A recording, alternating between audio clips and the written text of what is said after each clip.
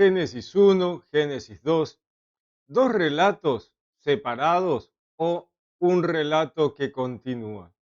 Son dos tradiciones distintas.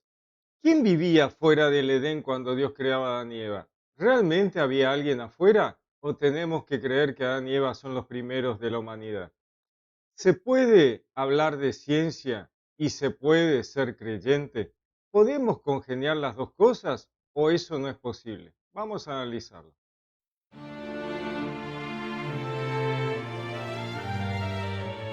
Vamos a hablar un poquito otra vez del Génesis.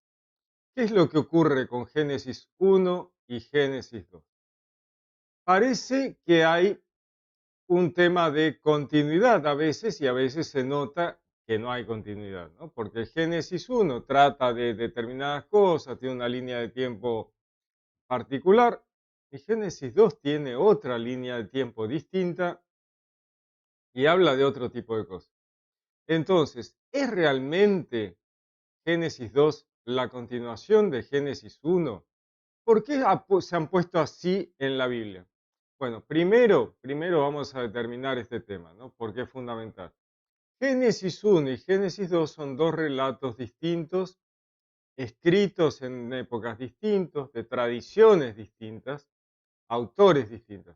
Entonces me van a decir, no, no, no, porque Moisés escribió todo. Bueno, tal vez Moisés puso por escrito todo, tal vez compiló todo, pero no son, no es el autor directo de estas dos tradiciones. Primero, el primer texto que leemos, lo que pasa es que hay que leerlo en hebreo, ¿cierto? Si uno lo lee en español, no vas a notar tantas diferencias, pero hay que leerlo en hebreo. En hebreo, el primer relato del Génesis, Génesis 1, nos va a hablar de Elohim como el Dios creador de todo. Sin embargo, en Génesis 2, Elohim no va a estar. ¿Por qué?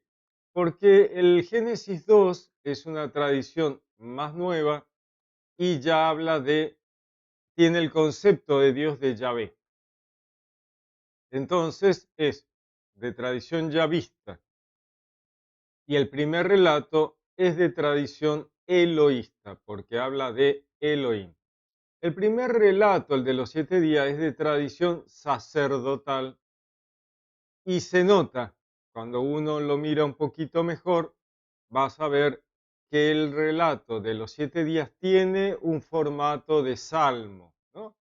Eh, si han ido a una misa, ven que el salmo es, se dice una frase y el pueblo responde, se dice otra frase y el pueblo responde. Bueno, en Génesis 1 ocurre esto mismo. Vamos a verlo. En el principio creó Dios los cielos y la tierra, ¿no? Vio Dios que la luz estaba bien. Continúa. Dijo Dios, se hizo Dios, llamó al segundo. A ver un poquito, acá. Y vio Dios que estaba bien. Y vio Dios que estaba bien es lo que repetía el pueblo. Y vio Dios que estaba bien. Y lo vemos todo el tiempo, ¿no? Y vio Dios que estaba bien. Ahí viene lo que repite la gente, el pueblo hebreo, en ese salmo contado, cantado en las reuniones de la sinagoga, ¿no es cierto? En aquella antigüedad, en esa época en la cual se cantaba, se leía este texto, ¿no? Entonces, vemos que está siempre presente la respuesta del pueblo. Por eso esto tiene un formato, un estilo sacerdotal, ¿no es cierto? Tiene que ver con eso, con el formato para una liturgia en la sinagoga. ¿Bien? Vamos a ver un poquito, volvemos a mirar, ¿no? El día segundo, así fue, y vio Dios que estaba bien. Una respuesta que se repite una y otra vez. Entonces, tenemos un relato de tradición sacerdotal que se usaba en las reuniones cultuales, de culto del pueblo hebreo, muy allá atrás. Tenemos, por otro lado, el Edén, que ya tiene otro formato y narra otra cosa. Entonces tenemos que hay claramente, cuando uno compara Génesis 1 y Génesis 2, se nota claramente que hay una línea de tiempo absolutamente distinta. Por otro lado, vemos que hay una creación del hombre en Génesis 1 que es al final del tiempo, ¿no? Vamos a ver un poco Génesis 1. Vamos a mirarlo rapidito para no perder demasiado tiempo. Génesis 1, en el principio creó, que en realidad el hebreo no dice creó, pero siempre se lee de manera más sencilla. En el principio Dios creó. En realidad no es crear porque Dios no crea, es manifestar. Puede ser una palabra que a veces no estamos acostumbrados a usar, que se usa en la Biblia, pero es como que pasa un poquito inadvertida, nadie llega a tomar conciencia de qué se trata este manifestar. Pero acá, aunque se pone crear, porque es más sencillo, más fácil, más intuitivo, no dice crear, sino manifestar. En el principio manifestó Elohim los cielos y la tierra. Creó todo, el reino celestial y todo lo terrenal con todo lo que trae. Todo lo celestial, los cielos y todo lo terrenal. Por otro lado, este texto tan maravilloso y tan cortito del principio nos habla de que el relator, el narrador de este texto de Génesis 1 es una persona humana, no es Dios que está contándonos lo que está haciendo, sino una persona humana que está narrando desde su perspectiva humana, ¿no? Desde su perspectiva terrenal. Por eso nos habla de los cielos y la tierra, ¿no? Una persona que está, cualquiera de nosotros, parado, mira hacia abajo, ve la tierra, mira arriba, ve los cielos, entonces dice, Dios ha creado todo. Mira los cielos, todos los cielos, mira abajo, la tierra. Ya nos da la clave para poder entender qué es lo que pasa en Génesis 1. ¿No? Este narrador nos muestra la clave de la narración en este primer versículo, los cielos y la tierra. Ya nos da la perspectiva del narrador. ¿Quién es una persona? ¿Dónde está? Parado en la tierra. A partir de ahí nos va a narrar un tema bastante complejo, ¿no? La tierra, caos y confusión, oscuridad por encima de un abismo, un viento que aletea por encima de las aguas. Dijo Dios haya luz y hubo luz. Esta es una narración del principio de nuestra tierra, ¿cierto? Porque acá el que trata de comparar esto con el Big Bang se va a llevar un porrazo, va a estar complicado. No va a poder. Les digo porque ya lo he probado, he intentado de todas las maneras posibles y he buscado todos aquellos científicos que han tratado de hacerlo y no hay forma, no se puede. Pero, pero cuando uno achica el margen, ¿no es cierto? Ya no tratás de congeniar esto con la creación del universo, sino solo con la creación de nuestro planeta y nuestro sistema solar, ahí sí combina el Génesis. Y combina perfectamente. Entonces ahí, cuando uno explica este tema del Génesis, ocurre este tema de, primero, por un lado, siempre nos enfrentamos a lo que antes se ha hablado, antes de que tuviéramos los conocimientos científicos y astronómicos que han surgido en este último tiempo, con tantos satélites, con tantos telescopios que han hurgado en la profundidad del universo, ocurre esta situación de que mucha gente se siente amenazada, ¿no? pastores, profesores de Biblia, que siempre han dicho, no, el Génesis, los 7 días por reloj, tenemos 5.000 años de antigüedad, 6.000 años de antigüedad, 7.000 años de antigüedad, y ahora la ciencia les dice, no, no tenemos 6.000 años de antigüedad, tenemos millones, miles de millones de años. Y entonces se sienten amenazados porque dicen, no, pero yo les expliqué esto así, yo les enseñé esto así, yo les dije que esto era verdad y ahora tengo que desdecirme. Y bueno, ¿qué vas a hacer? La ciencia a veces nos hace esta jugada, ¿no? La ciencia nos muestra que hay otra cosa ahí afuera y bueno, tenemos que ayornarnos, ¿no? Tenemos que volver a leer. Vamos a leer la Biblia de vuelta y bueno, vamos a leer la Biblia de vuelta. Y pensamos que era así y sí, la verdad que habíamos pensado que era así. ¿Durante cuánto tiempo? Y bueno, ¿no es cierto? Hubo mucho tiempo en el cual algunos enseñaban que realmente la Tierra tenía 7.000 años y punto, y todavía hoy, ¿no? El tema creacionista, terraplanista y qué sé yo, dicen, no, no, no, no, no, no, no puedo congeniar la Biblia con la ciencia y me quedo en los 7.000 años. Bueno, hoy ya no se puede. Sinceramente, sinceramente, hoy ya no se puede.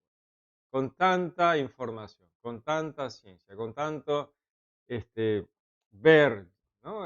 Lo que ocurre allá afuera, insistir sobre eso, la verdad que no. Y encima quedamos mal. Como estudiosos de la Biblia quedamos mal, ¿no? Porque la verdad que hay gente que te mira y te dice 7 días. Dale, a ver. Y el James Webb, ¿no? Y el telescopio Hubble, 7 días. Dale. Y quedamos mal, la verdad que quedamos mal. Porque la verdad que lo miramos y decimos, la verdad que tenés razón. Entonces, hay que leer la Biblia de vuelta. La Biblia está perfecta. Cuanto más la leo, más me convenzo de su perfección. El problema es, ¿la entendimos? Ese es el problema. No si la Biblia está equivocada. Porque hay gente que se le cae la religión al piso cuando dice, no, entonces, ¿cómo? ¿La Biblia me mintió? No, la Biblia no te mintió. El profesor de Biblia, el pastor, no sabía, no habían entendido. ¿Se les puede culpar? No, no puedes agarrártela con el tipo. ¿Por qué? Porque él estudió de esa manera. A él le dijeron, mira, son 7 días por reloj, porque es así.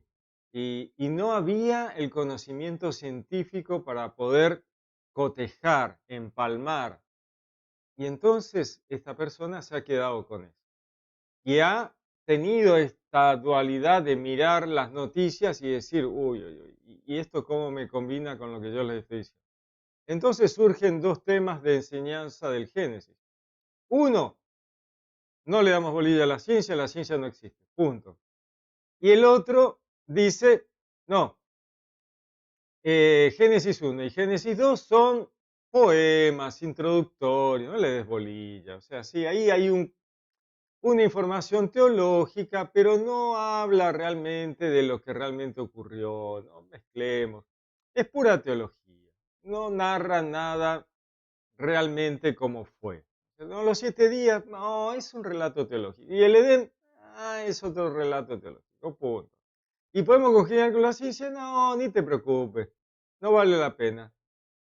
Son dos inventos que para darle un principio y lo sacaron de acá y de allá y no vale la pena. Y entonces de esa manera lograron sacarse de encima el gran problema de congeniar Génesis 1, Génesis 2 y el resto de la Biblia. En realidad, hoy no hay ningún problema para congeniar todo. Sinceramente, no hay ningún problema para congeniar todo. ¿Y cómo lo congeniamos? Con la ciencia.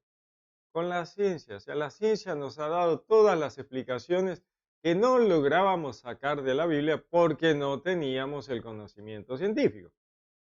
Entonces, ¿cómo entendemos los 7 días? Bueno, primero, esto que les decía. Cuando leemos los 7 días, la perspectiva del primer relato del Génesis, el primer relato del Génesis nos da este versículo primero, que nos dice dónde está el narrador del Génesis.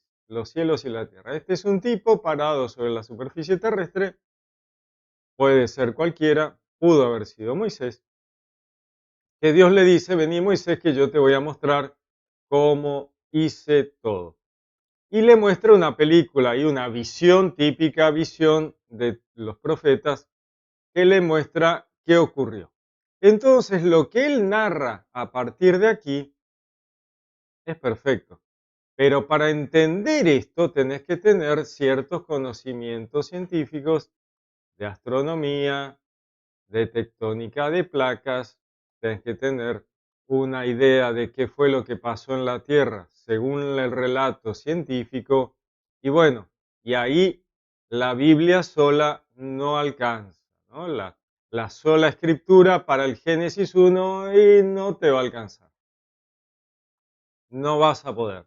Sinceramente, no vas a poder con sola escritura. Vas a tener que agarrar libros de astronomía, vas a tener que agarrar libros de geología, vas a tener que agarrar libros de tectónica de placas. ¿Por qué? Porque acá empieza. La Tierra era caos y confusión, oscuridad por encima del abismo y un viento de aleteaba por encima de las aguas. Cuando uno estudia cómo se producen los sistemas solares en el universo, nos encontramos que si vos hubieras podido estar, ¿no? Hay que usar un poquito la imaginación. Pensemos que esta persona, el narrador del Génesis, es una persona que no tiene conocimientos científicos, que vive en una época hace 4000 años atrás, que no tiene ni idea de lo que Dios le va a mostrar. Así que él narra lo que ve, cómo lo ve y cómo lo entiende. La tierra era caos y confusión y oscuridad por encima del abismo. ¿Y esto? ¿Por qué la tierra es caos y confusión? ¿Acaso Dios creó algo en hecho un caos y un lío? No, pero simplemente lo que está viendo él es el proceso de la aparición de un sistema solar. Y esto es espectacular. Para mí, maravilloso e impresionante. ¿Por qué? Porque en el principio de nuestro sistema solar, cuando arranca, esto es exactamente así. Caos, confusión y oscuridad por encima del abismo. Caos y confusión, ¿por qué? Porque está viendo esta persona la nebulosa primitiva, primigenia, que va a dar origen al sistema solar. ¿Y está oscuro? Totalmente. ¿Y está arriba de un abismo? Sí, porque el abismo del espacio es tremendo. Si en ese momento Moisés, vamos a decir que es el que está narrando, de repente Dios le muestra la visión, el tipo va a estar flotando en el espacio y se pegó el susto de su vida. Hay un abismo debajo de él y cree que se va a caer. Un viento de Dios aleteaba por encima de las aguas. Bueno, aquí está el Espíritu Santo, ¿no? El viento de Dios, el Ruach HaKodesh, el Ruach HaKadosh. Aquí ya nos muestra, a la par de mostrarnos lo que realmente está viendo de lo que está pasando, él percibe a Dios ordenando, organizando, preparando todo desde el lado de Dios. Un viento de Dios, el Ruach, el Espíritu Santo, por encima de esas aguas que él nota que es esa nebulosa primitiva. Dijo Dios, haya luz, y hubo luz. Bueno, este fue el gran problema de cómo interpretaban los científicos el Génesis 1 en relación a la ciencia y la Biblia. Aparece la luz. Genial, buenísimo. ¿Y de dónde sale? No sé. ¿Y cuándo aparece el sol? En el cuarto día. No me cierra, no me combina. ¿Cómo que aparece la luz sin el sol? No puede ser. Si aparece la luz es porque está el sol. No, pero el sol aparece en el cuarto día. ¿Qué es lo que pasa acá? Bueno, es súper sencillo. La luz aparece en el primer momento y está bien, es lo correcto a nivel científico. El científico que te relata desde el punto astronómico y te dice, mira, un sistema solar funciona así, cuando se concentra esta confusión y caos, se concentra en el centro de la nebulosa, se enciende la estrella central que es el Sol y ahí aparece la luz. Entonces esta línea de tiempo de nebulosa primitiva y luz inicial está perfecta. ¿Por qué esta persona ve la luz y no ve el sol? Porque esta persona que está viendo esta descripción se encuentra metida en el medio de esa nebulosa de tierra, una nube de tierra tremenda, una nube como si fuera una tormenta de arena, y entonces ve luz, pero no ve el sol. El sol recién lo va a ver en la línea del tiempo del Génesis 1 en el cuarto día. ¿Por qué? Porque se tiene que aclarar la nebulosa de afuera, tiene que caer y formar los planetas, se tiene que agrupar todo eso, tiene que limpiarse el polvo estelar que está entre el Sol y la Tierra, tiene todo ese polvillo que cae en los planetas, a un poco de polvo cae en los planetas, otro poco cae en el Sol, otro poco se va hacia la parte externa del sistema solar, de allí vienen luego los cometas que vemos pasar cada tanto. Vio Dios que la luz estaba bien, apartó Dios la luz de la oscuridad. Aquí podemos ver un tema teológico, otra vez, ¿no es cierto? Porque esto es una descripción teológica, que nos tiene que dar una enseñanza teológica. Más allá de que nos está mostrando una realidad astronómica, física, realmente de la Tierra, ¿no? Vio Dios que la luz estaba bien, por supuesto. Aquí tenemos otra vez la respuesta del pueblo en el salmo de la liturgia sacerdotal.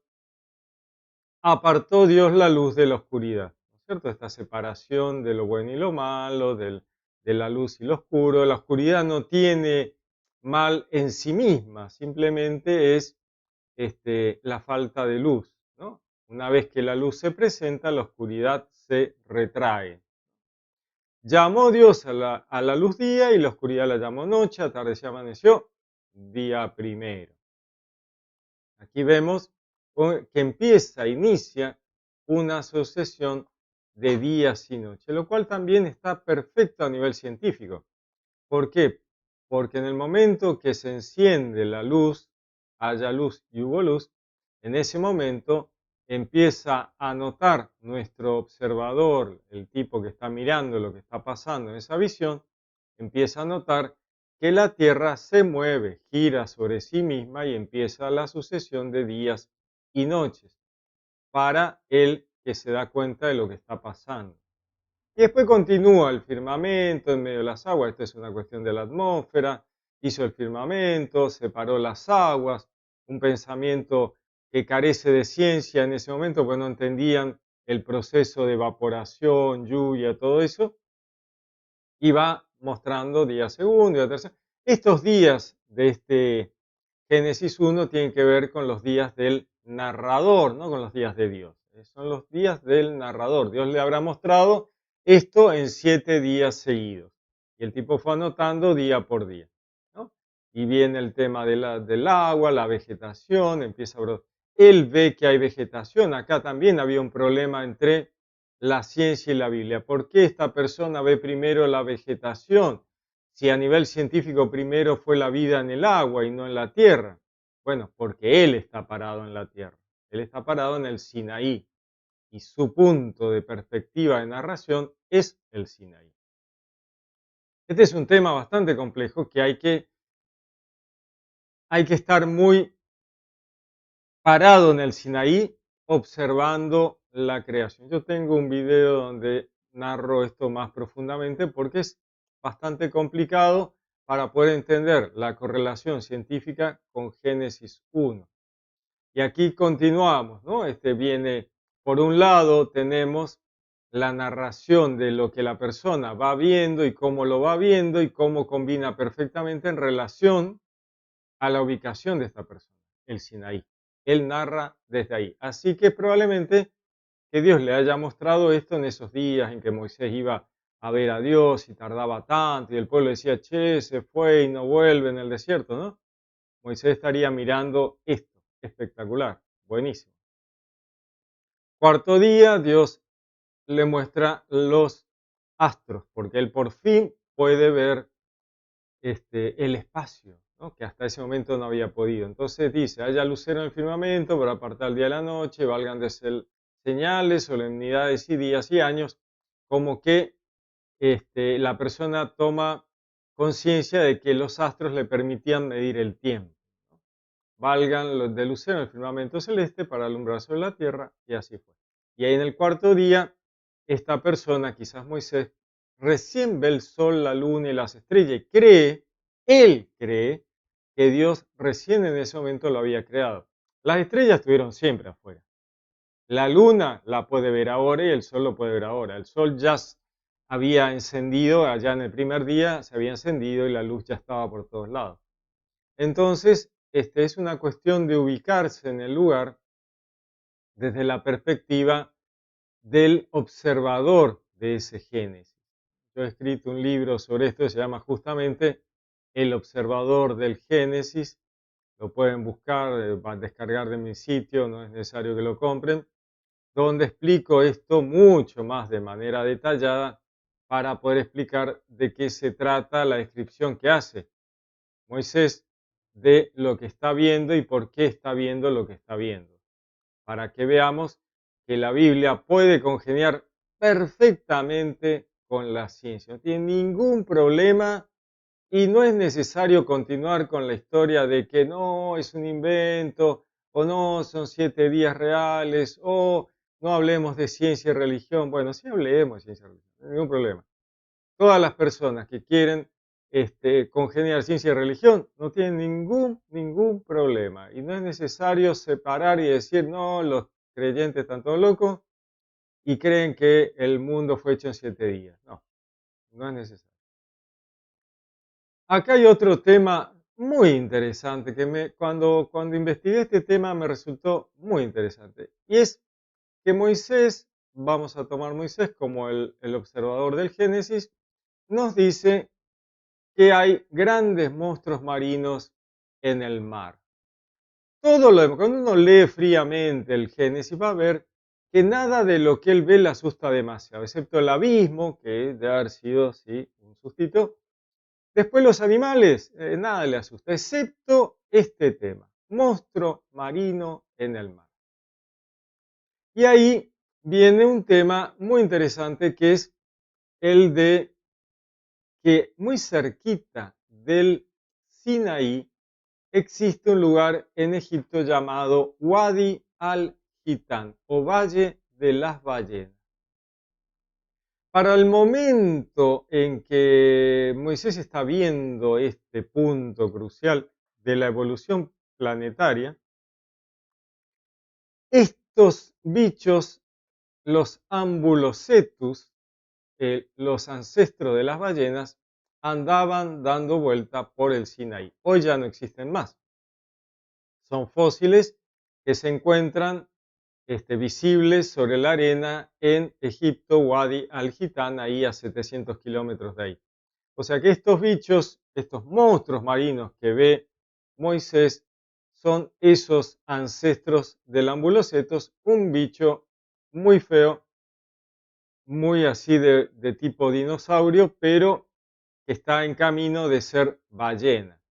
Y es muy interesante que los haya visto, ¿no? Dios se los mostró, los monstruos marinos. Lo único que le asusta a él es esto. Después, nada más vuelve a asustarlo, ¿no? Entonces, son de pequeños detalles del Génesis 1 que son muy interesantes para ver hasta qué punto congenia esto con la ciencia. Es muy, porque ahí justo, Egipto, Wadi al-Hitán, ¿no? Ese museo de animales prehistóricos de una época muy remota del planeta, en la cual eran justamente, si uno los veía, eran verdaderamente monstruos marinos. Vamos a mirar un poquito estos, estos animales de Wadi al-Hitán. Aquí ven, en este museo de Egipto, ahí se ven estos Ambulocetus, bichos feos, miren los dientes que tenían. Bueno, estos son los Ambulocetus, que es un bicho como este, que la verdad que sí, da miedo, es un bicho que da miedo. Este es lo que pudo haber visto Moisés y la verdad que es un bicho bastante feo. Y ahí están las aves que él ve sobre el mar, que en realidad a esa altura del partido, cuando estaban los ambulocetos dando vuelta, esas aves, más que aves comunes como las que vemos hoy, tienen que haber sido pterodáctilos o algún tipo de dinosaurio alado de aquella época que combinaba con y convivía con los ambulocetus, porque él está en un lugar que es costa. En este momento hoy ya no es costa, ¿no? El bloque de Arabia, en el momento que Moisés relata lo que Dios le está mostrando, por eso es un tema complejo el de comprender dónde estaba Moisés narrando. Bueno, esto que les muestro aquí es la deriva continental de Pangea, por eso les digo que con sola escritura a veces no nos va a alcanzar. Esto es movimiento de las placas tectónicas, así era en la antigüedad y se fue separando los continentes a como los conocemos hoy hasta llegar a esto que es como lo vemos hoy. Esa flechita blanca indica dónde debería haber estado Moisés mientras veía, ¿no?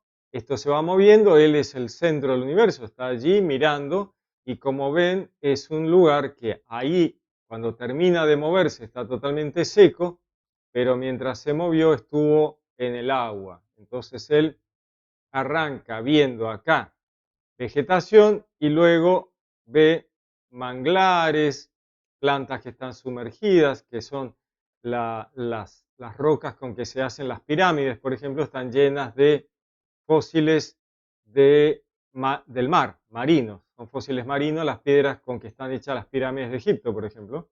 Y él ve en el agua, ve los monstruos marinos. Cuando él llega a este punto de la narración del Génesis, ya no hay monstruos marinos, ya no hay agua, y de repente ve los animales terrestres, y ahí narra la descripción de que Dios ya crea al hombre y la cosa ya se termina, ¿no?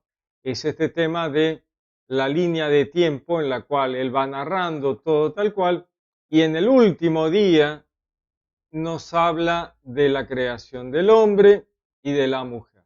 Fíjense que si uno inventara una historia para ponerla al principio de la Biblia, vamos a suponer una de las cosas que a veces dicen los estudiosos que no logran congeniar la Biblia con la ciencia y al final dicen, bueno, Génesis 1 es un invento. Lo inventaron para poder narrar el inicio. Ok, fantástico.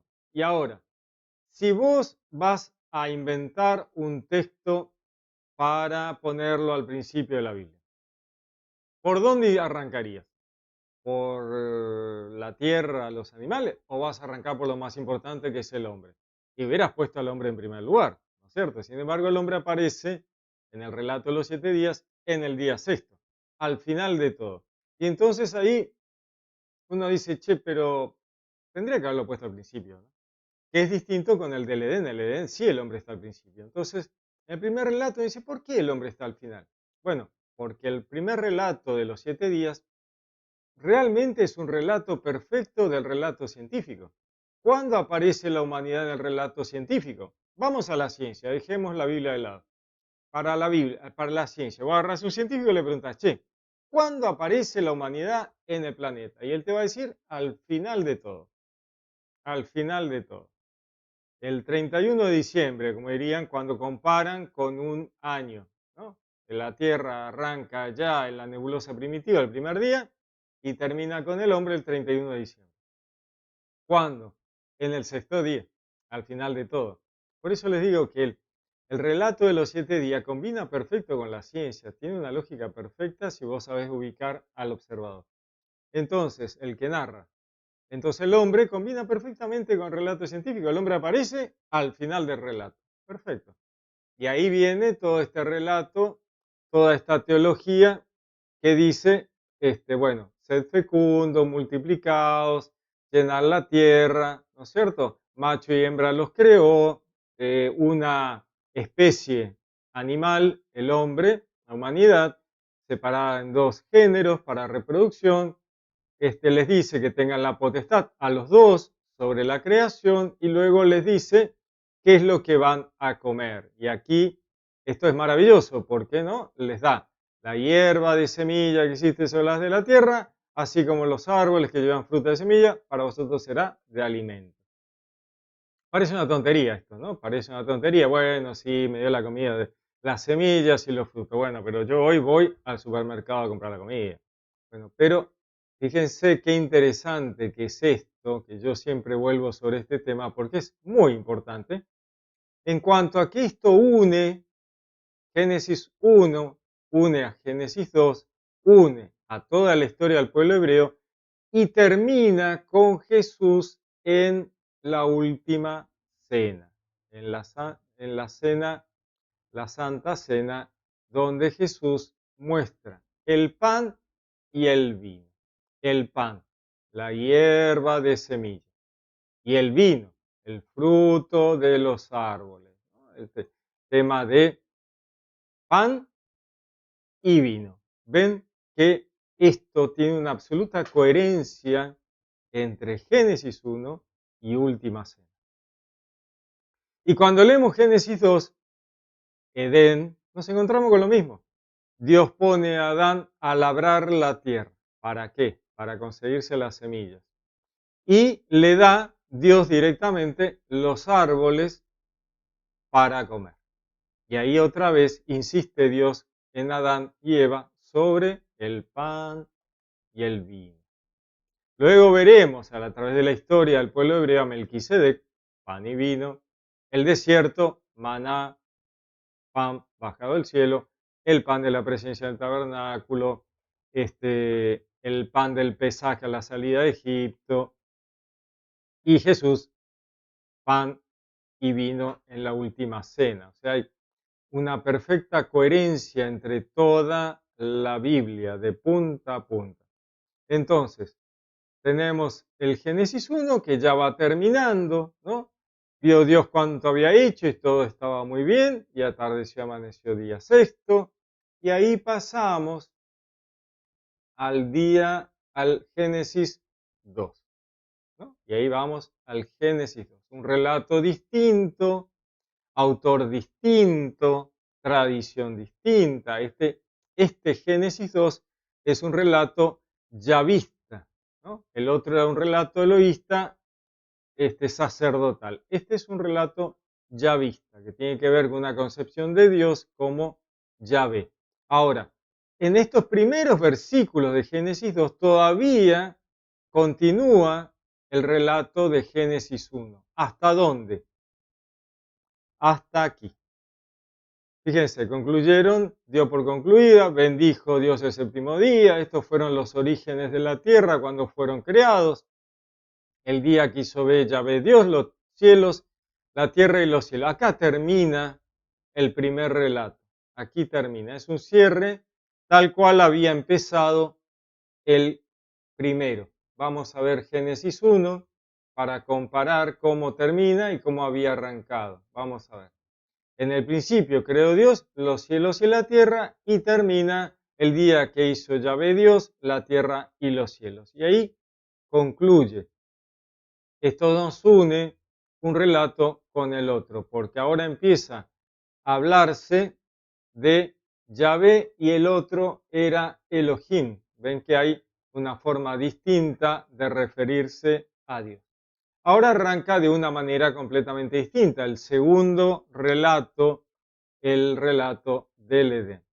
Entonces dice, no había aún en la tierra arbusto alguno del campo, ninguna hierba del campo había germinado todavía, pues Yahvé Dios no había hecho llover sobre la tierra, ni había hombre que labrara el suelo. Fíjense que aquí estaría en un punto contradiciendo todo lo que habíamos leído en el Génesis 1. ¿Cómo puede ser? ¿Es posible eso que Dios se contradiga a este extremo? Decir que no había arbusto, que no había hierba, que nada había germinado, que no había llovido, ¿no? ¿Cómo? Si en el Génesis 1 nos había mostrado una línea de tiempo en el cual antes de poder poner un hombre sobre la tierra, todo esto ya estaba perfectamente funcional, ¿no? Dice, pero acá dice manantial, pero en realidad la Biblia dice, un vapor, una humedad enorme brota de la tierra y regaba toda la superficie del suelo. Entonces aquí podemos ver, por un lado, si lo traducimos como manantial, tenemos un manantial de agua viva que nos hace referencia a Dios, ¿no es cierto? A Dios que está en la creación. Si lo leemos como vapor, también nos va a dar una idea similar. ¿Por qué? Porque nos vamos a acordar más adelante en la nube que ocupa el tabernáculo, que baja sobre el monte Sinaí, que ocupa el templo, siempre esa nube de Dios que ocupa todo y nos trae la vida, trae el orden, ¿no es cierto? Y riega la superficie del suelo. Pero si lo miramos a nivel histórico y a nivel científico, vamos a ver que cuando para la época en que Dios crea el Edén, realmente el Edén era un lugar muy húmedo donde había mucha humedad y vegetación, porque hoy es un desierto, pero en la época en que Dios crea el Edén, no, era un lugar muy húmedo, bajo, donde había mucha humedad, mucha vegetación, era un vergel. Entonces vemos que dice, Dios formó al hombre con polvo del suelo. Y entonces uno dice, ¿cómo que creas al hombre con polvo del suelo? Si para que hubiera un hombre tenía que haber todo tipo de animales, plantas, qué sé yo, porque el hombre en el Génesis 1 había sido creado en el sexto día, al final de todo, cuando ya todo estaba funcionando, estaba todo perfecto. Y ahora en el Edén resulta que no hay nada en el Edén y empieza por la creación del hombre. Ven que este texto se acerca más a lo que muchas veces se dice, bueno, esto es un invento. Inventaron los hebreos un relato para que coincidiera y listo, y arrancan con el hombre. Este tiene más ese sentido. De todas maneras, no es así. No es un invento y tiene una correlación nuevamente con la ciencia. Es muy interesante cómo el Edén también tiene su correlato científico, pero en una época distinta, mucho más adelante, y el relato del Edén es moderno, podríamos decir, porque tiene muy poca antigüedad. Más o menos nos relata una situación de ese lugar del Edén que tiene que haber estado allá hace unos 10.000 años antes, 8.000, 9.000 años antes de nuestra época, porque nos está hablando de un momento en que el Edén no estaba inundado todavía y era un lugar fértil, muy fértil, que ahora es un lugar árido. Dice entonces Yahvé Dios formó al hombre con polvo del suelo, insufló su nariz aliento de vida, acá viene todo un tema teológico, resultó el hombre un ser viviente, alma que vive, alma viviente, cuerpo inerte, hecho de material inerte, más el alma que es el reducto último de la individualidad humana, unido cuerpo y alma por el Espíritu de Dios, el Espíritu Santo, este aliento de vida que sopla Dios, que es el Espíritu Santo, para que alma y cuerpo se unan y se transforme el hombre en un alma viviente. Luego viene todo este tema otra vez de la comida. Plantó Yahvé Dios en jardín de oriente, colocó al hombre que había formado, ¿no? Este tema de los árboles para comida, las plantas, Yahvé Dios hizo brotar del suelo toda clase de árboles deleitosos a la vista y buenos para comer. Ven que Dios insiste sobre un tema de la comida vegetariana. Aquellos que no les gusta, bueno, lamentablemente es así. Árboles deleitosos a la vista, buenos para comer, en medio del jardín. Y luego otro tema teológico, el árbol de la vida y el árbol de la ciencia, el bien y el mal. Como vemos, el relato del Edén tiene un contexto absolutamente teológico para darnos un motivo de por qué Dios interviene en la historia humana si había creado hacía muchísimo tiempo. Ese relato de los 7 días tiene una antigüedad enorme, ¿no? Enorme. Estamos hablando de que los 7 días comprimen el relato de la creación del sistema solar. 6.000 millones de años los comprime en 7 días, ¿no? Sin embargo, el relato del Edén es un relato moderno que está en el último tiempo de aquel relato primitivo de los 7 días, lo comprime en los últimos 8.000 años, ¿no? Un relato del Edén que es de la época post-glaciación, de la última glaciación. Por eso le digo que la Biblia combina perfectamente con la ciencia si uno sabe de ciencia. Entonces, aquellos pastores que no saben de ciencia, les recomiendo investigar un poco para poder ponerse a tiro y poder hablar con sus feligreses de Biblia. Porque si no, van a terminar diciendo que es un invento, que no, que son 7 días por reloj, y a esta altura no se puede. Yo les diría a aquellas personas que enseñan Biblia y que quieren poder dar una narración coherente de esto, empezar a estudiar ciencia urgente. Porque si no, los feligreses los van a mirar como diciendo, yo he visto otra cosa, ¿no? Si quieren quedar bien, tienen que estudiar ciencia, tienen que estudiar ciencia. Y no se asusten con la ciencia, porque no les va a pasar nada. El mundo sigue andando, el universo sigue funcionando, los astros siguen andando allá afuera. ¿Y había alguien afuera del Edén cuando Dios creó a Adán y Eva? Sí, había mucha gente. No, me dicen, me escriben todo el tiempo y me dicen, no, afuera del Edén no había nadie. Adán y Eva fueron los primeros de la humanidad. La verdad que no.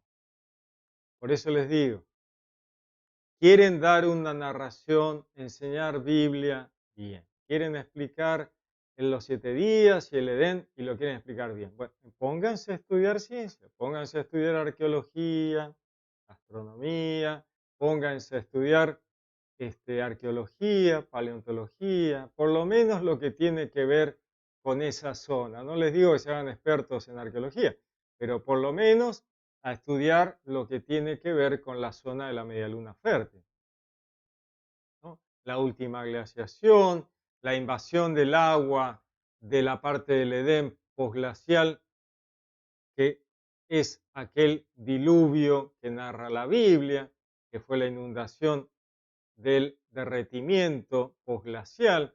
O sea, hay que estudiar un poco para no quedar mal, porque si no la gente cree que la Biblia tiene un montón de inventos que no coinciden con la ciencia. Y no es así, la verdad que no. Realmente es más interesante todavía la Biblia cuando se la compara con la ciencia. Porque ahí uno ve que hay temas que no podrían haberse sabido cuando se escribió la Biblia, pero que están allí. Uno de los temas claves, ¿no?, que ha sido una lucha entre ciencia y religión durante muchísimo tiempo, es por qué Moisés no vio el sol y vio el astro en el cuarto día. Y después de mucho tiempo, la ciencia ha podido ver ese polvo que impidió que Moisés viera el sol y lo viera recién el cuarto día. Hoy se habla de ese polvo como el polvo zodiacal, que es el polvo remanente de la nebulosa primitiva que todavía flota entre el sol y la tierra y genera un resplandor. Cuando el sol le da de determinada forma, en determinada hora, se ve un resplandor en el espacio por la cantidad de polvillo que flota entre el sol y la tierra y que había impedido a Moisés ver el sol cuando la luz inició. No solo genera un resplandor, sino que ese polvo sigue cayendo sobre la tierra todo el tiempo, unas 4.000 toneladas al año, y que ustedes, si agarran un imán y salen al patio de su casa y pasan el imán por el piso, van a ver que se les pega al imán todas esas partículas de hierro que han caído del espacio. Esos son micrometeoritos del polvo estelar que impidió que Moisés viera el sol. Así que les hablo a los pastores, les hablo a los profesores de Biblia que no quieren estudiar ciencia, les hablo a ellos. Por favor, chicos, pónganse a estudiar ciencia, así podemos enseñar Biblia bien y que la gente no sienta este tironeo entre ciencia y religión, que no ayuda para nada, no ayuda para nada.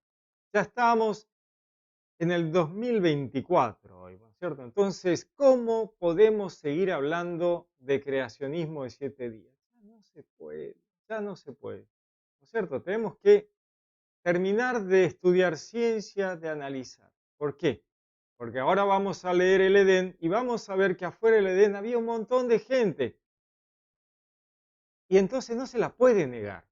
¿Hasta cuándo lo vamos a negar? No, pero no había nadie, fue todos los días. Me escribe alguien que me dice, afuera del Edén no había nadie. ¿Cómo que no había nadie? Sí había. Y había mucha gente. No, no puede ser, no puede ser. Bueno, sí, la arqueología nos muestra mucha gente. Y en el relato del Edén está. En el relato del Edén está, siempre estuvo. ¿Y por qué no lo vimos? Porque no nos daba el conocimiento científico. Pero hoy el conocimiento científico está, entonces hay que leerlo de vuelta. Vamos a leerlo, ¿no es cierto? Entonces, estábamos en este tema de la comida, ¿no? Y aquí arranca la gente que está fuera del Edén. De Edén salía un río que regaba el jardín, desde allí se repartía en 4 brazos, el uno se llamaba Pisón, es el que rodea el país de Javila. En algunas traducciones dice país, en otras traducciones dice localidades, comarcas, tierra. Cuando se dice rodea la tierra de Javila, ¿de qué nos está hablando? ¿De un tipo de tierra? ¿Una tierra blanca, negra, gris, que yo puedo usar para hacer esto, aquello y el otro? No, está hablando de tierra como terruño, la tierra de mis padres, mi tierra donde yo viví, la tierra de mis antepasados. Esa es la connotación de tierra y por eso la Biblia de Jerusalén lo traduce como país, porque el concepto es de la tierra de alguien, no un tipo de tierra, ¿no? ¿Se entiende? No un tipo de tierra blanca, negra, gris, no, la tierra como terruño, como localidad, como comarca. Entonces dice, rodea la comarca, la tierra de Javilá, el país de Javilá, y allí hay oro.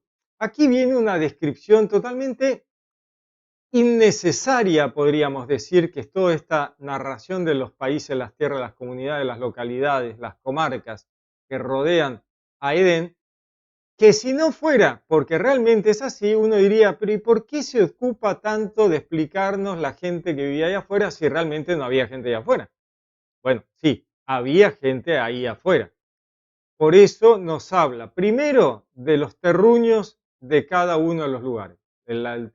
La tierra de Javilá, el terruño de Javilá, la localidad de Javilá, donde hay oro. Y esto no es una tontería, no es que, no, lo que pasa es que para cuando Moisés escribió ahí había oro. No, acá nos está hablando de minería en una época muy antigua, de lo que llamamos el neolítico, ya edad de bronce, ya entrando, o sea, estamos en una época moderna, porque acá hay mucho material arqueológico, antropológico, para comprender el contexto del Edén. Por eso, sola escritura no alcanza. Solo la Biblia no te va a alcanzar para entender el segundo relato del Génesis. Primero, Adán es puesto por Dios para labrar el suelo. El labrar el suelo, el labrar el suelo es una actividad moderna de la humanidad. La humanidad ancestral no labraba el suelo, cazaba, recolectaba los frutos de los árboles, las semillas del campo y cazaba algún bicho para comer, pero no labraba el suelo. ¿Cuándo labraron el suelo? Cuando se asentaron y se quedaron quietos. ¿Cuándo? En el neolítico. Neo, nuevo, lítico, piedra. En la época de la nueva piedra, cuando empiezan a fabricar artefactos más complejos. Vamos a ver un poquito qué tipo de artefactos va a producir esta gente. Vamos a ver herramientas del paleolítico y del neolítico, para tener una idea un poquito mejor de este asunto. Estas son herramientas del paleolítico que son muy rústicas, muy hechas con gran dificultad. Es una humanidad muy antigua, anterior al Edén. Estas son herramientas anteriores al Edén. Esta es una cueva de los neandertales anteriores a Adán y Eva, anteriores al Edén. Esto es Shanidar Cave, una cueva neandertal que está ahí cerca de Israel. Estas son herramientas ya del neolítico. Fíjense qué cambio que hay con la que les mostraba antes. Esta está pulida, mejor terminada, más prolija. Ya ha evolucionado mucho la humanidad. Este tipo de herramientas son contemporáneos al Edén. Estas son del neolítico, de la nueva piedra. Las otras que veíamos aquí eran mucho más rústicas, mucho más hechas a lo bruto, porque son del paleolítico, gente más antigua, y esta es del neolítico, ¿no es cierto? Aquí vemos que hay otro trabajo de fabricación de herramientas.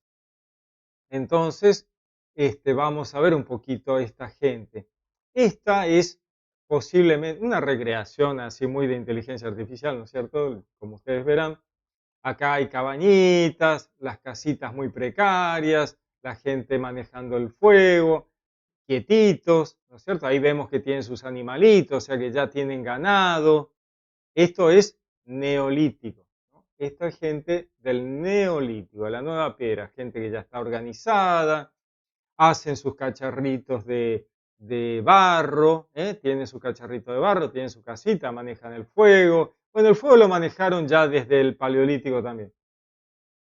Tienen otra estructura de sociedad, se han quedado quietos, plantan, cosechan, ¿no es cierto? Estas son cuevas muy antiguas, Skull Cave del Paleolítico. Esta es una casita del Neolítico, construcción ya de ladrillo, tienen su techo, tienen sus cuestiones de religiosas, ¿no? Este tema del dios El, que era un toro, un becerro, temas de cerámica, ven cacharros de cerámica. Esto es neolítico, época paralela al Edén. Estas son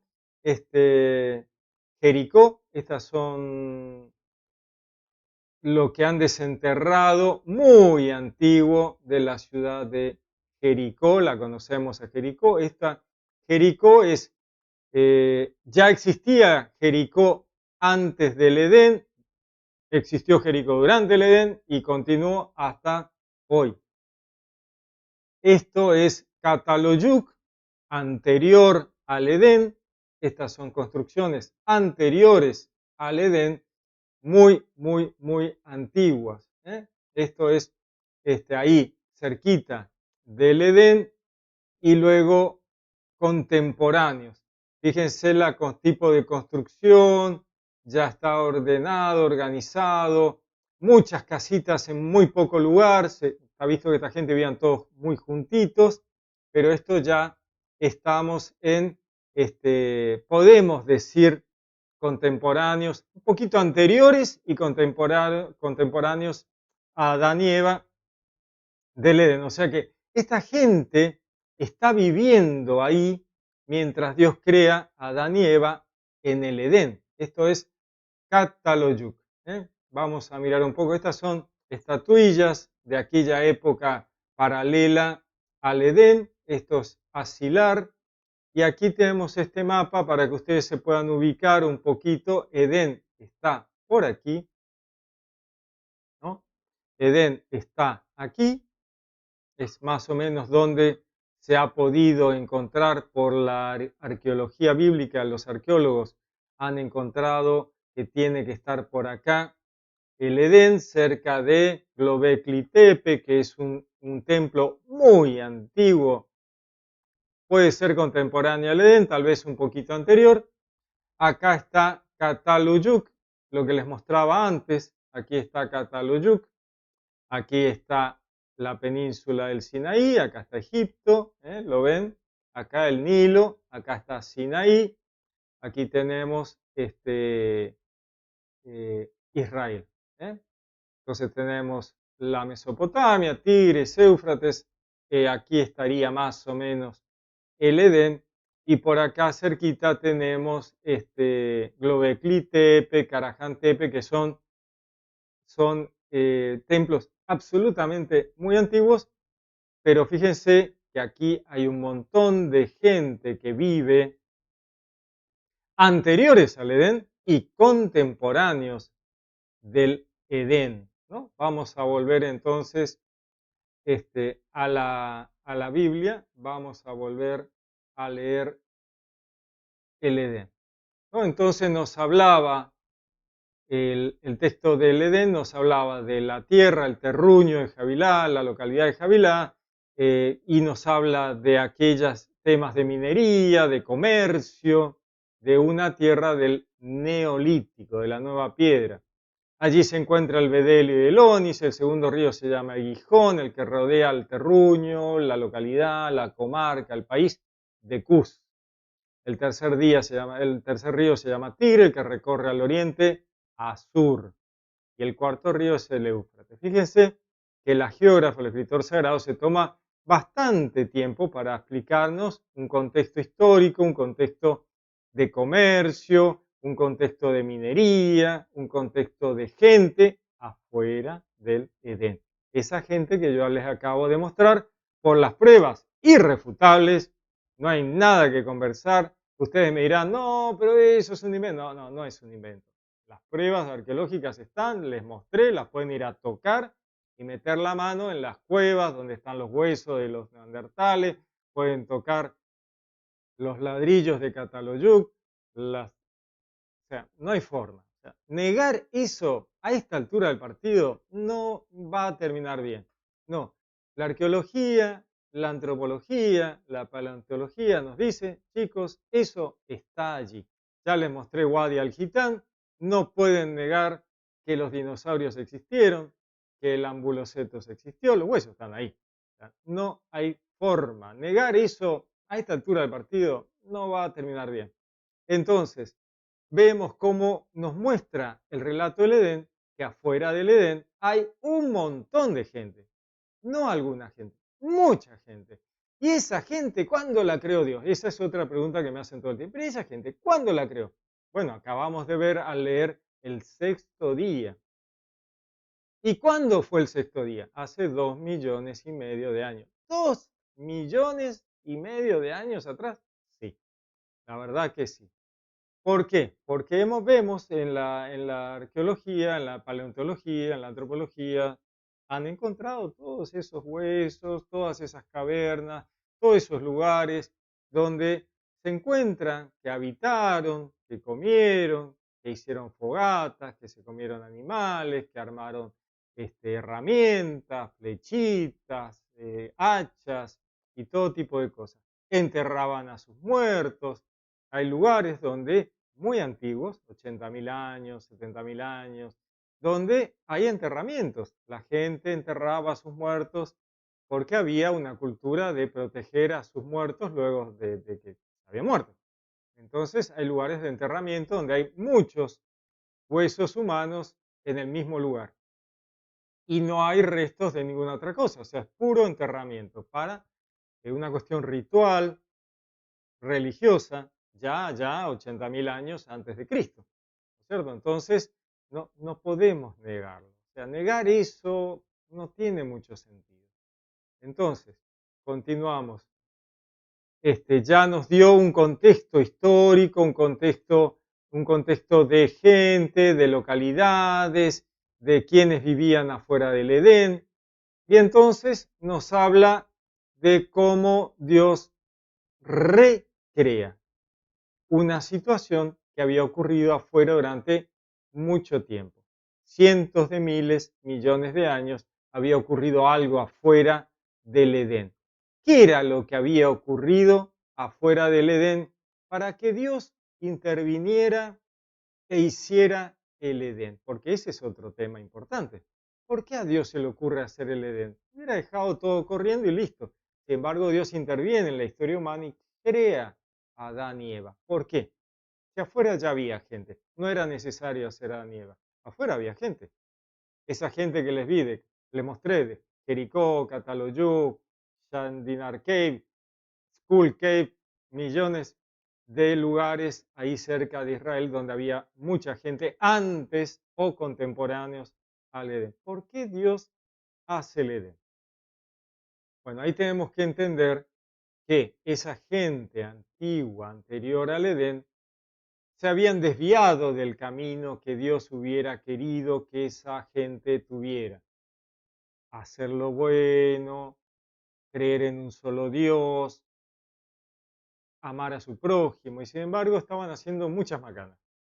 Eran politeístas, eran idólatras, tenían ídolos, eran politeístas, creían que el sol, la luna eran dioses, creían que había 800.000 dioses, ¿no? Pero eso no era todo tan grave. Lo grave fue que hacían ofrendas de sacrificios humanos y hacían ofrendas de sacrificios animales. Esa sangre derramada es lo que promueve, motiva a Dios a intervenir. ¿Por qué? Porque la cosa iba mal. Esa humanidad ancestral estaba haciendo las cosas muy mal. ¿Cuál era el tema? Al identificar a los dioses, a la fuerza de la naturaleza con dioses, era claro que estaban equivocados. Y entonces hacían ofrendas a dioses que no existían. Y los dioses mucha bolilla le daban porque no existían. Entonces empezaron a hacer ofrendas cada vez más grandes para lograr la atención de dioses que no los iban a escuchar. Y entonces hicieron sacrificios humanos, sacrificios de niños, sacrificios de los primogénitos. Un desastre. Y entonces ahí Dios interviene para ver quién es el que está haciendo eso, de quién es el culpable, de quién es la culpa de esto que está pasando. Bueno, eso surge en el Edén. ¿Y qué surge en el Edén? Que la culpa de ese desastre, de ese error humano, es de la serpiente, del Satán, de ese ángel caído. Y ahí tenemos un tema muy importante que debe ser sacado del Edén. ¿Dónde inicia el pecado que vemos en la humanidad? ¿Dónde inicia el pecado? ¿En la tierra? ¿Con Eva? ¿Con Adán? La verdad que no. ¿Por qué no? Porque el pecado inicia en el cielo, en el reino de los cielos, con el Satán, que se revela a Dios. Si se revela a Dios, el primero en pecar es el Satán. Y el Satán baja a la tierra a engañar a la humanidad. Así que él es el que trae el pecado al mundo. Por eso el pecado entra en el mundo a través de un hombre. Entra, no es creado, entra en el mundo por un hombre. Pero ¿quién lo trae al mundo? Lo trae el Satán. El Satán engaña a alguna persona ancestral en la antigüedad y el pecado entra al mundo. Y lo vemos en la recreación de Eva adquiriendo el fruto, el producto del conocimiento profundo y desmenuzado de la ciencia, del bien y del mal, la filosofía. Ahí hay una imagen, una metáfora de comer del fruto del árbol de la ciencia del bien y del mal. El árbol de la ciencia del mal, bien y del mal, es una metáfora de la filosofía, el conocimiento profundo del bien y del mal. ¿Y ella qué hace? Internaliza profundamente, comer. Siempre en la Biblia comer tiene que ver con internalizar profundamente. ¿Quién la seduce? La serpiente, el Satán, ese animal rastrero que se arrastra por el piso y que en muchas culturas es llamado el dragón porque es un ángel que tiene lo celestial y por eso las alitas, ¿no? Por eso en el Apocalipsis es el dragón el que quiere detener el camino del hijo de la mujer. Entonces en el Edén ya hay mucha más teología que nos da la clave para entender la historia de la salvación. ¿Quién es el culpable de la tribulación humana? ¿Por qué la humanidad se ha corrido del camino marcado por Dios? ¿No? ¿Por qué han desobedecido y no hicieron caso cuando se les dijo que hicieran una cosa e hicieron otra? Aunque el comer del fruto les da las herramientas para defenderse del Satán. ¿Por qué? Ahí hay un tema complejo. Al adquirir el conocimiento, se puede tener las herramientas para pisarle la cabeza al Satán. Entonces, una información clave y necesaria.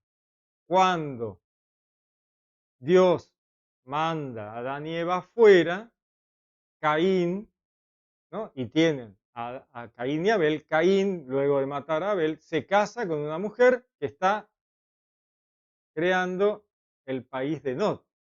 Y ese país de Nod, ¿de dónde salió? Y esa gente, ¿de dónde salió? Bueno, era la gente que estaba afuera, que ya la vimos, que había un montón de gente.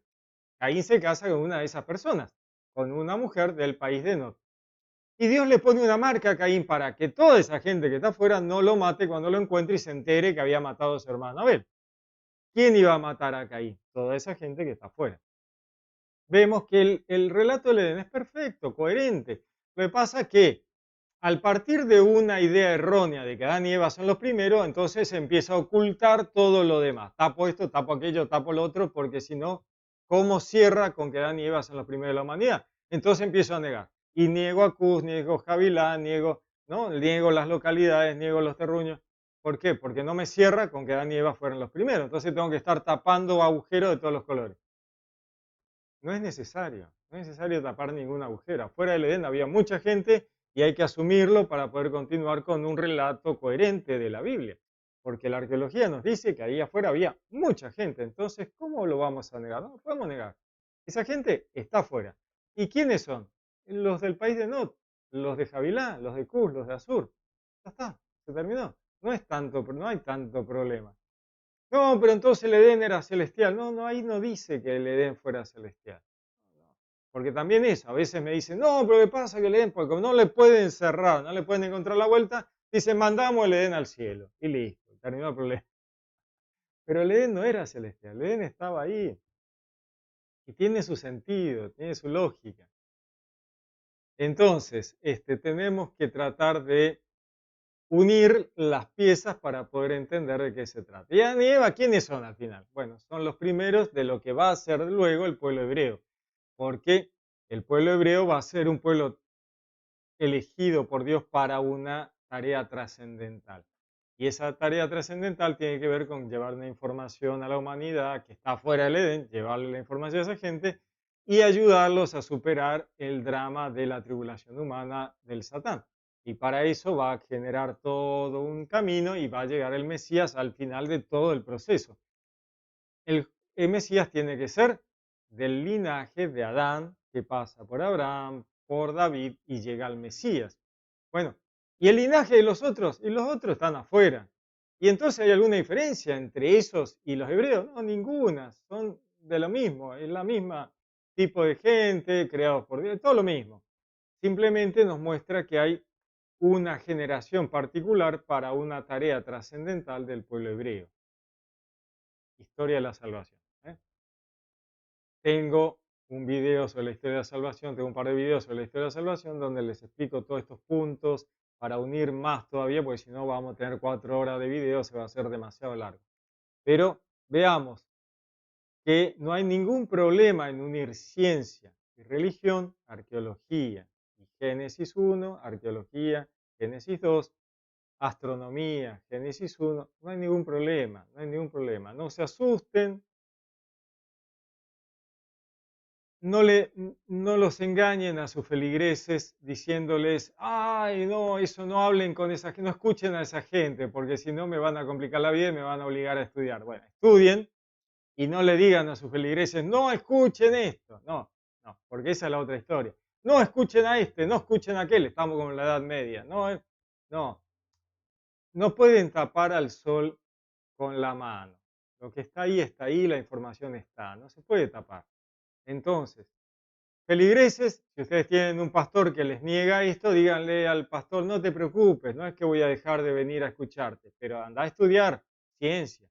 Y después vamos a conversar sobre el Edén, vamos a conversar sobre Génesis 1, pero no me digas que no escuche, que no mire la ciencia, que no estudie. No me hagas decirle a mis hijos que no estudien ciencia en el colegio. Porque es una pena, es un atraso inútil, que no tiene sentido, ¿no? Dejen que sus hijos estudien ciencia, que estudien astronomía, que estudien sin ningún problema. No hay problema para estudiar ciencia y teología, no hay problema, no hay confusión, no nos vamos a llevar de golpes eso. Si no entendemos los relatos porque no aceptamos la ciencia, lo que no estamos haciendo es no entender la Biblia. Es una lástima, porque la ciencia está ahí y no se va a ir. Si la ciencia no combina con la Biblia es porque no estamos entendiendo la Biblia. La ciencia es clara y no tiene por dónde perderse. Si no nos combina es porque lo que no estamos entendiendo es el relato bíblico. Entonces, a leerlo de vuelta, a estudiar otra vez, a analizar, estudien. Es fundamental. Sola escritura no va a andar, no va a funcionar. No hay forma. No funciona sola escritura. Solo con la Biblia tengo que descartar Génesis 1 y Génesis 2. ¿Es posible eso? No, no es posible. Porque tienen relatos muy interesantes que los van a disfrutar mucho más si tienen conocimiento científico. Si tienen conocimiento científico, van a disfrutar 100.000 veces más del Edén de los 7 días. Les dejo mis videos sobre los relatos científicos del Génesis, del Edén, la historia de la salvación, para que lo disfruten mucho más, porque si tienen los conocimientos, van a aprender más, van a disfrutar más y no van a tener que pelearse ni con los ateos, ni con los creacionistas, ni con los terraplanistas. Y los terraplanistas van a dejarse embromar con ese tema de la tierra plana, que es una mala interpretación por no querer aceptar la ciencia. ¿De qué les sirve? No hay forma. Déjense de embromar. La tierra plana, chicos, usan internet para ver videos de tierra plana. ¿Cómo puede ser? ¿Y esa internet de dónde creen que sale? De los satélites que orbitan un planeta redondo por leyes de la gravitación universal. Tratemos de unir todo, porque si no, no podemos avanzar en el crecimiento de la espiritualidad.